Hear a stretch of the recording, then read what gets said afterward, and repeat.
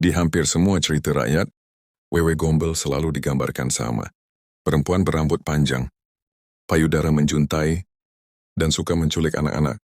Tapi ada satu pertanyaan yang jarang dibahas. Kenapa selalu anak-anak? Kenapa bukan orang dewasa? Malam ini kita akan membahas Wewe Gombel. Bukan hanya sebagai makhluk mistis, tapi sebagai simbol ketakutan dan perlindungan. Wewe Gombel dikenal di banyak daerah di Indonesia, terutama di Jawa. Namanya sering disebut untuk menakut-nakuti anak kecil agar tidak bermain terlalu jauh, tidak pulang malam, dan tidak keluar rumah saat hari mulai gelap. Bentuknya digambarkan menyeramkan, tapi ceritanya selalu sama. Ia menculik anak-anak, lalu mengembalikannya. Tidak dibunuh, tidak disakiti. Ini yang membuat kisahnya terasa aneh.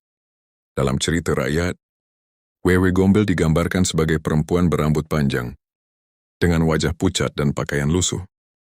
Payudaranya yang menjuntai sering disebut sebagai ciri utama.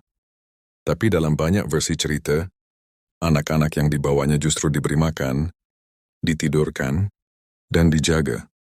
Seolah-olah, ia bukan penculik, melainkan penjaga sementara. Di zaman dulu, anak-anak adalah kelompok paling rentan.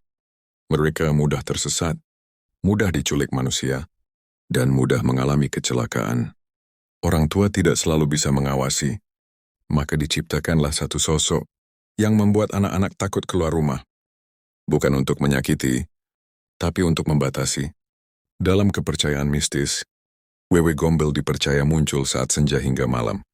Waktu ketika anak-anak seharusnya sudah berada di rumah.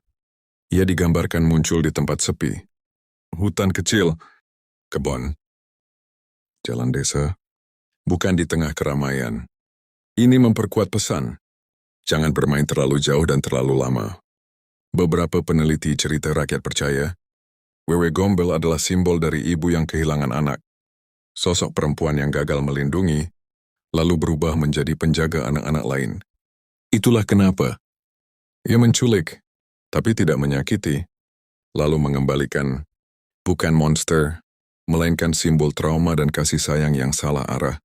Wewe Gombel mungkin tidak pernah ada secara fisik, tapi fungsinya nyata. Ia membuat anak-anak takut keluar malam, takut bermain jauh, takut melanggar aturan.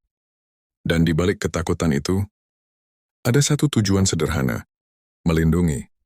Mungkin Wewe Gombel bukan kisah horor, tapi cara orang tua dulu menjaga anak-anaknya di dunia yang belum aman.